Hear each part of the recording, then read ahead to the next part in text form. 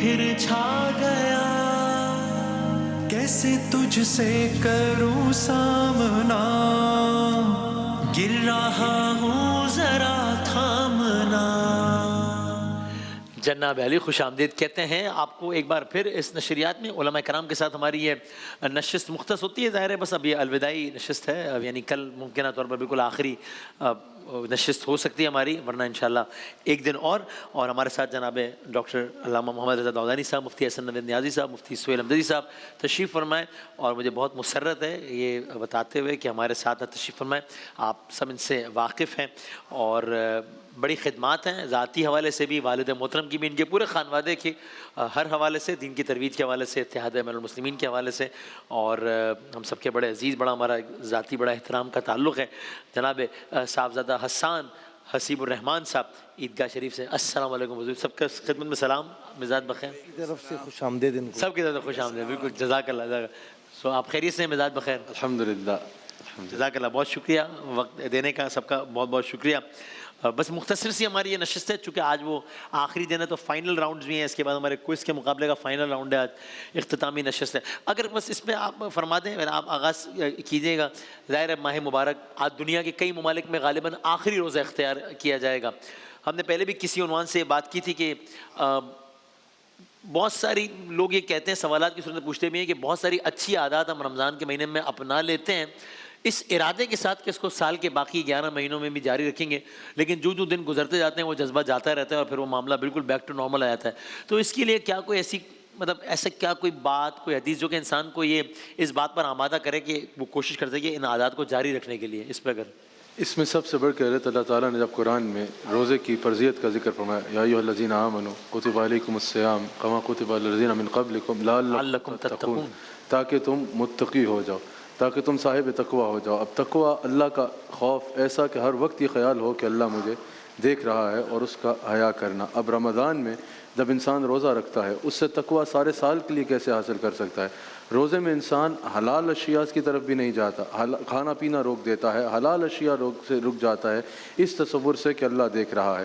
گناہ گار سے گناہ گار آدمی بھی ہو، روزے میں دن کے وقت بھی چھپ کے کھانا نہیں کھائے گا، چھپ کے بھی پانی نہیں پیے گا، اس کو روزے میں یہ خیال ہوگا کہ میں نے حلال چیز کی طرف بھی نہیں جانا کیونکہ اللہ مجھے دیکھ رہا ہے۔ تو رمضان اب ایک مہینہ یہ پریکٹس کراتا ہے کہ اللہ دیکھ رہا ہے، تو رمضان کے بعد وہ اپنے آپ سے یہ ضرور سوال کرے کہ رمضان میں جب حلال چیزوں سے رکتے وقت یہ تصور ہوتا تھا کہ اللہ دیکھ رہا ہے، تو غیر رمضان میں کیا حرام چیزوں کی طرف جاتے ہوئے یہ تصور نہیں ہونا چاہیے کہ اللہ دیکھ رہا ہے؟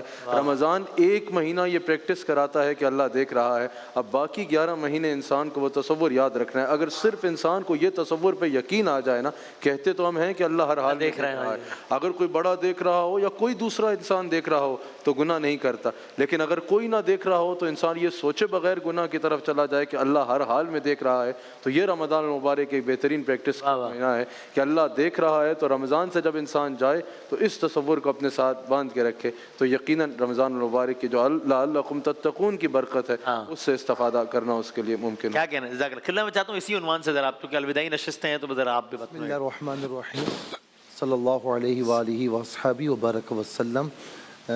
قبلہ تشریف لائے اور ہماری خوش نصیبی ہے انہوں نے آپ کو سرپرائز بھی دیا ماشاءاللہ۔ جی بڑا خوشگوار حیرت ہوئی مجھے، جزاک اللہ، خوشگوار حیرت ہوئی مجھے۔ دیکھیں حضرت نے بڑی پیاری اور خوبصورت بات ارشاد فرمائی، تصوف کی ایک اصطلاح ہے مراقبہ، یعنی اللہ تبارک و تعالی ہمیں دیکھ رہا ہے، صحیح، تو ہمیں کسی چھوٹے سے گناہ کی طرف بھی نہیں جانا۔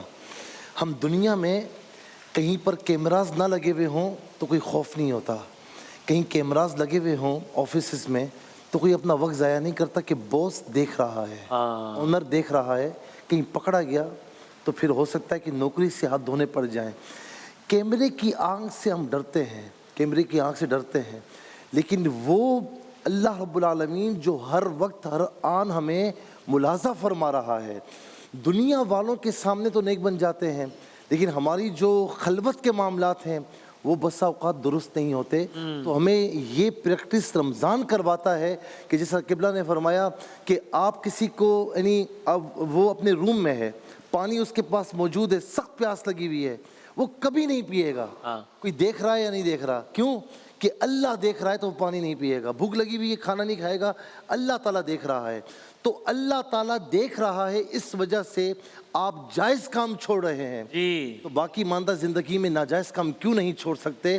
تو اس حدیث کے مصداق ہمیں بننا چاہیے، تعبد اللہ کأنک ترا فإن لم تکن ترا فإنہ یرا، کہ عبادت کرو ایسی گویا کہ تم اسے دیکھ رہے ہو. یہ نہیں ہو سکتا تو کم از کم اتنا کر لو کہ وہ تجھے وہ تو دیکھ رہا ہے. کیا کہنا ہے، کیا کہنا ہے؟ جزاک اللہ. قبلہ بسم اللہ الرحمن الرحیم. ظاہر ہے کہ انہی باتوں کو آگے بڑھاتے ہوئے میں گزارش کرنا چاہوں گا کہ کچھ اگر کمی تھی تو پروردگار عالم نے بہتر تو بنا ہی دیا نا. یعنی اب اس موقع پر یہ تو بحث ہو سکتی ہے کہ ریشو کتنا رہا، تقویٰ کتنا آیا، زیادہ آیا، کم آیا. اتنا تو طے ہے کہ آغاز ماہ رمضان میں جو کیفیت تھی انشاءاللہ پروردگار عالم کی اتنی عبادتوں کے بعد کچھ تو اس کے اندر بہتری آ ہی گئی ہوگی. اور اتنا کہ جس طرح سے آپ اسپتال سے مریض کے ڈسچارج ہوتے وقت دیکھتے ہیں نا کہ ڈاکٹر جس طرح سے مبارکباد دے رہا ہوتا ہے کہ ماشاءاللہ آپ صحت مند ہو گئے، آپ خیریت سے آگے بڑھ چکے ہیں، آپ کی وہ بیماری اس طرح سے نہیں ہے. تو گویا اب ماہ رمضان کے اختتام پر عید منانے کا مطلب ہی یہ ہے کہ اب کچھ سیلیبریشن بنتا ہے، اس لیے کہ وہ جو روحانیت کے اعتبار سے ایک ڈیفیشنسی تھی، ایک کمی تھی، وہ بہتری کی طرف معاملہ آ گیا ہے. اب اپنا خیال رکھیے گا، جو کل بھی ہم نے بات کی تھی کہ hard to gain harder to maintain. Gain کرنا جتنا مشکل ہوتا ہے اس سے زیادہ مشکل ہوتا ہے کہ انسان اس حاصل شدہ کی حفاظت کرے. مولا علی علیہ الصلوۃ والسلام نے جو نہج البلاغہ کے اندر تقویٰ کو سمجھانے کے لیے تعریف بالمثال، جو منطق کے اندر مفتی صاحبان تائید کریں گے کہ جو تعریف بالمثال کہا جاتا ہے، تو مولا نے تعریف بالمثال کے ذریعے سے تقویٰ کو سمجھایا کہ تقویٰ اس سواری کی طرح سے ہے کہ جس کی لگام تمہارے ہاتھ میں ہو اور وہ تمہاری لگام کھینچنے پر سمجھ جائے کہ تم اس کو روکنا چاہتے ہو. تم آگے بڑھانا چاہو تو وہ سواری آگے بڑھے، تم دائیں لے جانا چاہو وہ دائیں جائے، تم بائیں لے جانا چاہو تو وہ بائیں جائے. اگر وہ تمہاری بات نہ مانے تو وہ سرکش ہے، پھر تمہارا کنٹرول تو نہ آیا. کہ بالکل یہی معاملہ تمہارے نفس کا ہے کہ اپنے نفس کو سواری سمجھو اور اپنے ہاتھ میں اس لگام کو رکھو. اس لیے کہ اگر تمہارا نفس تمہارے بات نہیں مانتا تو اس کا مطلب یہ ہے کہ ابھی تقویٰ تمہارے اندر نہیں ہے. تقویٰ کا لازمہ یہ ہے کہ لگام ہاتھ میں ہو اور انسان اس طرح سے اسے کنٹرول کرے کہ نفس نہ کہہ سکے. جو زہد کی تعریف بھی ایک کی گئی کہ زہد کا یہ مطلب نہیں ہے کہ تم کسی چیز کے مالک نہ بنو. زہد کا مطلب یہ ہے کہ کوئی چیز تمہاری مالک نہ بنے، کہ مالک مملوک کے اوپر اختیار رکھتا ہے، ڈکٹیٹ کرتا ہے، مملوک کبھی مالک کو ڈکٹیٹ نہیں کر سکتا. صحیح. قبلہ بسم اللہ الرحمن الرحیم. صلی اللہ علیہ حبیب محمد وعلی آلہ وصحبہ بارک وسلم. یہ جو بنیادی طور پر جذبہ تو خیر قابل تحسین ہے، جو بندہ یہ سوچ رہا ہے تو اس کی یہ سوچ قابل تحسین ہے کہ وہ یہ سوچ رہا ہے کہ مجھے نیکی کرنی ہے، مجھے گناہ سے بچنا ہے، میں بچ نہیں پا رہا تو پریشان ہو رہا ہے. تو ایک تو اس کا حل یہ ہے کہ اللہ رب العالمین سے دعا مانگے. انسان کمزور ہے اور الدعاء سلاح المؤمن، دعا مومن کا ہتھیار ہے. اللہ کے حضور رجوع لائے دعا مانگے گا، اللہ کی طرف سے مدد شامل حال ہوگی، گناہوں سے بچے گا، نیکیاں کرنے کی قوت ملے گی. لا حول ولا قوت الا باللہ العلی العظیم. نیکی کرنے کی قوت نہیں اور گناہ سے بچنے کی طاقت نہیں مگر اللہ بزرگ و برتر کی طرف سے. اسے عرش کے نیچے کے خزانوں میں سے خزانہ قرار دیا گیا ہے اور کئی مشائخ کا مجرب رہا ہے مختلف معاملات میں یہ پڑھنے کا. تو اگر اسے معمول بنا لے پڑھنے کا، پڑھے اور اس کے معنی پر غور کر کے شعوری استحضار کے ساتھ، مینٹل پریزنس کے ساتھ پڑھے گا تو انشاءاللہ خود اسے نیکیوں پر ممد اور معاون بنے گا. یہ وظیفہ نیکیاں کرنے کی قوت آئے گی اور گناہوں سے بچنے کی طاقت واقعی اللہ کی طرف سے اسے ملے گی. دوسرا، استقامت کے، کنسسٹنسی کے فضائل پہ غور کرے جو کتاب و سنت کے اندر بیان ہوئے ہیں کہ وہ فضائل بھی ایک بڑا محرک ہیں، بندے کو ابھارتے ہیں. اور تیسری بات یہ ہے کہ اپنے اوپر کوئی چیز بطور کفارہ نافذ کر لے. کوئی جرم ہو جائے تو یہ کر لے کہ میں اب یہ کفارہ دوں گا. ایک بہت بڑے امام تھے امام ابن وہب رحمہ اللہ، بڑے فقیہ گزرے ہیں. وہ کہتے تھے کہ مجھ سے غیبت نہیں چھٹتی تھی تو میں نے ایسے کیا کہ اب اگر میں نے غیبت کی تو میں ایک روزہ رکھوں گا. بولا غیبت ہو جاتی تھی روزہ رکھ لیتا تھا، پھر غیبت کر بیٹھتا تھا، پھر روزہ رکھ لیتا تھا. پھر میں نے چینج کیا، میں نے کہا نہیں اب اگر غیبت ہوئی مجھ سے تو اب میں 1 درہم صدقہ کروں گا. تو 1 دفعہ ہوا، 2 دفعہ ہوا، 3 دفعہ ہوا. تو چونکہ مال کی محبت انسان کو زیادہ ہوتی ہے، جیب سے جب نکلتا ہے خرچ ہوتا ہے تو پتہ چلتا ہے. فمن حب الدراہم ترکت الغیبہ، درہموں کی محبت کی بنا پر میں نے غیبت چھوڑ دی. یہ اچھا وہ ثابت ہوا محرک. تو امام ذہبی رحمہ اللہ ताला ने इस पे तबसरा किया, फरमाया हादा वल्लाही हुवल इल्मुन नाफे, ये इल्म नाफे है। इल्म नाफे का समरा है कि जिसके पास इल्म नाफे होता है तो वो खुद अपने बारे में सोचता रहता है। सही है। जैसे हम दुनियावी चीज़ों में सोचते हैं ना कि हम ये कर लें ये कर लें, ऐसी दीन के मामले में भी हमें सोचना चाहिए और अपने ऊपर कोई कफारा रख लेंगे तो ये हमें मदद फराहम करेगा इस्तिकामत पर, नेकियों पर इस्तिकामत पर और गुनाहों से बचने पर इस्तिकामत पे भी ये बेहतरीन फार्मूला है कि आप बंदा इस तरह का कोई तर्ज अमल इख्तियार कर ले। जज़ाकल्लाह। वक्त खत्म हो गया लेकिन आपकी मौजूदगी फ़ायदा उठाते हैं। आखिर में आप मुख्तसर अगर ये बताते हैं, अब ज़ाहिर है ईद की तैयारियां हैं, जिस तरह मैंने कहा हो सकता है कि अब चांद रात हो जाए बस कल दुनिया के कई ममालिक में। ईद का क्या मतलब, ज़ाहिर है वैसे इस सवाल बहुत वसी है तो, लेकिन अगर मुख्तसर बस बता सकें कि जिस तरह आप कह रहे हैं रमज़ान का ये लेसन है, ईद का क्या लेसन है?